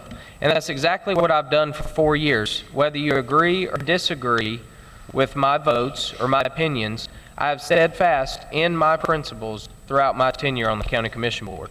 And we talked a lot about the debt, and I want everyone here to realize that by lowering the bond amount from $100 million to $43 million, the three incumbents saved you a tax increase in 2 years. And I want that to be clear. No one would have been able to see the tax increase until 2 years from now when the bond payment becomes due. But we prevented that. It takes forward thinking to not just grant every request that comes before the commission board. It's our job to ask questions. It's our job to ask what amounts. That's what we're there to do. And that's what we've been doing. And that's what we get criticized for doing our job. There's no malice in asking tough questions. And we have tried to work cooperatively with everyone involved. And that's what we'll continue to do. You know, and as I brought up Mecklenburg County earlier, I know that the current commission board in Mecklenburg County is considering a tax decrease, a tax rate decrease. Now, their tax rate decrease will bring them down to 79 cents. We're at 70 cents. And I'm telling you, we're getting very close to that. And I don't want to be compared to Mecklenburg County either. And so I can tell you, by eliminating the debt, by not bringing on any more debt, we're going to be able to keep our tax rate much lower. And the Kannapolis City Schools request for a new middle school versus the Cabarrus County request for a new Mount Pleasant Middle School, I can tell you I've not been into any Kannapolis City School that doesn't have a cafeteria, library, or any of those needed functions. So that should not be excluded from Mount Pleasant. We have simply said, you go out, you find out exactly how much it's going to cost, and bring it back. We're not just going to give a blank check to go out and build a new school. We just want to see the accountability there. And that's all we're trying to do. It's very simple. We get requests, we have the checkbook, and so it's our job to ask the tough questions. And as far as the tax incentives, we got to have accountability on the tax incentives. I've seen 2 tax incentives approved on the County Commission Board that created 0 jobs. 0 jobs. So we sit here and we discuss jobs for the community, the best way to bring Cabarrus County as a thriving economy. The best way is to have accountability for the tax incentives, embrace the local businesses. The County Commission Board recently has streamlined the permitting process by partnering with the other local cities to actually get this accomplished, to get government out of the way for the businesses to create more jobs. Thank you, Mr. Meismer. Closing statement. You remember at the beginning when I told you I was going to get a little passionate? Told you. So I'd like to, I think we should almost take a time out and all go to one of the Mount Pleasant elementary schools there and use one of the restrooms in the level 10 school that has no stalls on the door and see if we still consider it that level. I don't think that's the case. I also would like us to go to somebody who's worked really hard, got a master's degree, maybe put a lot of debt, and they're paying huge debt payments, but they happen to just make $75,000 a year, and we tell them, great job, no increase. Because I don't want to have that conversation either.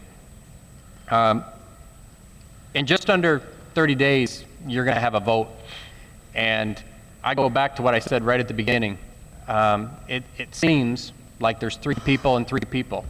And if you don't believe that that's true, if you have my name on your shirt with somebody else's name on there, if you'd stand up, I'd appreciate it.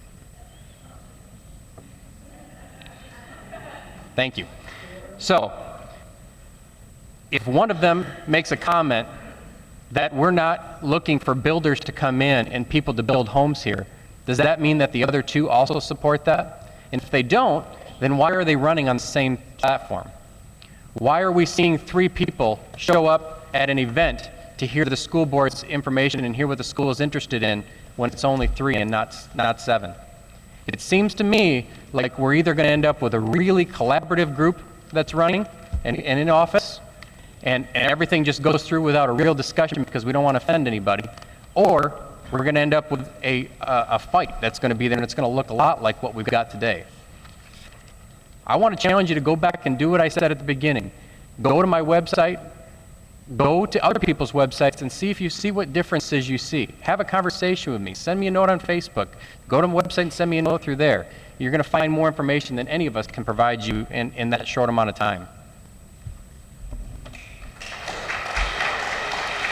Thank you, Mr. Muckerman. Closing statement from Grace Minot. As I said earlier, I want you to look at my record as not only an elected official for over 19 years in this community, very proud of that. I was the #1 vote getter in almost every one of those elections except the very first one. So somebody in this community for years has thought that I have done a good job, and I thank all those people. Before that, I did a lot of volunteer things in other arenas, communities and schools. I started that when I was the chamber chair. I was one of the founding people of the Arts Council. I am currently the chair of the Cabarrus County Education Foundation. My heart is in this community. My work is in this community. I was retired. I had ended my political career. But I had people that I respect in the business community come to me and say how upset they were with the tone, mostly the tone, of our county commission. That it was a very combative one, that it was being dominated by one of the members, that it was not a true give and take. It was not a cooperative situation. There may be some merit in some of the things Mr. Osterreich says. My head starts to swim when he starts quoting all these numbers, because I'm not a numbers person. So I would challenge him to take that plan, or let someone take that plan out into the community. Let's ask 3 accountants in our community to take a look at his plan and the budget and see if what he's talking about will work. I challenge him to do that for all of us. And the other thing I want to reiterate is what Ms. Honeycutt said. We have been told that $9.1 million will have to be cut out of our budget next year, somewhere, but no one says where. Is it senior services? Is it EMS? Is it libraries? Where are they going to cut and find this money?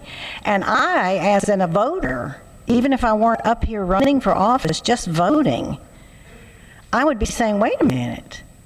I'm not going to vote for somebody with that plan that I don't really understand, because he hasn't even told me yet what we're going to lose in order for that plan to work.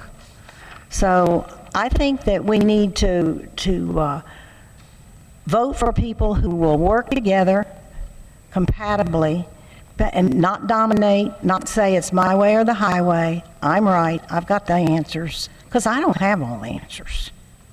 And I can't tell you what those answers will be, because I don't know yet what the problems are going to be when I get on that board, if I get on that board. So I can't make you promises. I can tell you I will work the hardest that I can, and I'll do my homework, which is what I've always done. I'm sorry, time's up. Thank you. Thank you. Thank you, Mrs. Minot.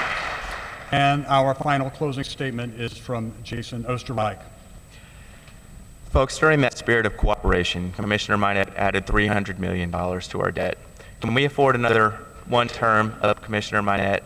I mean, our debt right now is $469 million. Can we really afford that? I did not vote for the Please don't sheriff's interrupt me. office. I just want to correct your mistake. You see, they talk about Please, cooperation, thank you. and I sit quietly through all of theirs, and then they speak when I speak. I have not done that to a single person tonight. Now, if they start over. See, that's I've done nothing but try to bring compromises. Except every time I bring a compromise, people stand in the position they are in and do not move. When I got on this board, they wanted to borrow $100 million. Commissioner Morris wanted to borrow $100 million last month. It's been 8 months. We've talked about all kinds of different plans. They just don't move. I compromise, they don't, and then they blame me for it. You want to know about how we are going to do this plan. For the last several years, we have had tens of millions of dollars of surplus, and this year we are planning already, it's March, on having a $5.5 million surplus. So if your budget is here, but your expenditures are really here, you can bring your budget down to here without cutting a single service. So that's where we're going to start. That's $5.5 million. We have a $400,000 contingency fund that we keep as a Board of Commissioners. In addition to that, we have a $5 million contingency fund and a $32 million reserve. I'm going to cut that $400,000 contingency fund. Our employees, we pay $8,000 per employee for insurance. The state pays $5,000 per employee. Now, I had originally proposed maybe asking them to pay 10%. Employees called me afterwards and said, instead of paying 10%, could we have a plan that's different, that costs less, and get that one for free? And if you want this gold plan, you can have the gold plan and pay 10% for it. I'm fine with that. Let's find a way. That's $3 million between what we pay and what the state pays for 1,000 people. Let's find a way to use some of that. Our travel budget for the year is $400,000. We are sending employees to Las Vegas and to Denver. We can stop doing that. And the arena, we subsidize the arena over $800,000. The management company keeps all of the revenue from that, and we give them $800,000. That doesn't make any sense. We can find some savings there. So that's a great start. We're going to go through our budget workshop. Do you want me to come and tell you down to the wire where each is? Would that be fair to our employees that we have not been through budget workshops with them yet? I don't think that would be fair. So many of you know that I come very prepared to almost every meeting, and I happen to have the newspaper from which Diane cites. And actually, the article that she was talking about was written about me. And what I think is interesting is that she calls herself a statesman. Did you happen to read the article on Sunday when she said that she would not come to our Republican commission last week because she was too moderate? And yet all of her comments tonight were about how she's the conservative, and her campaign is about how she's the conservative, and her commercials about how she's the conservative. So who is the one that's talking about doing things just to get elected? Listen, folks, my whole strategy is to bet on you. I believe that the core principles that built this country are still good for Cabarrus County. I'm betting that you do too. I believe we will have a better government if we hold our elected officials accountable. I'm betting that you do too. I believe in taking responsibility for our own decisions now and not pushing the burden down to our children. I'm sorry, your time's up. I'm betting that you do too. Would you rather have a... Time's up. Thank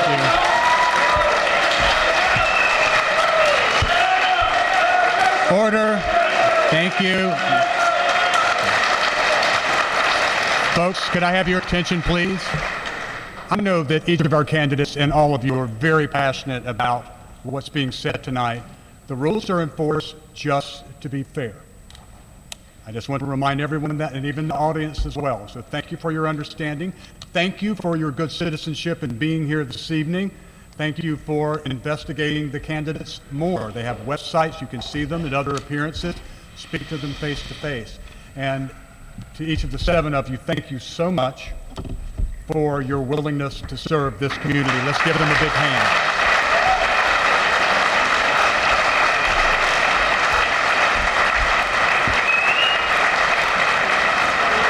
And in closing,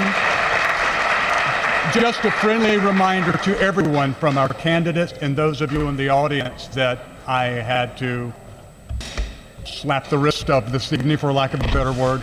Nothing personal. Again, it's just to manage our time. Thank you so much. Thank you. Good to get to know you better.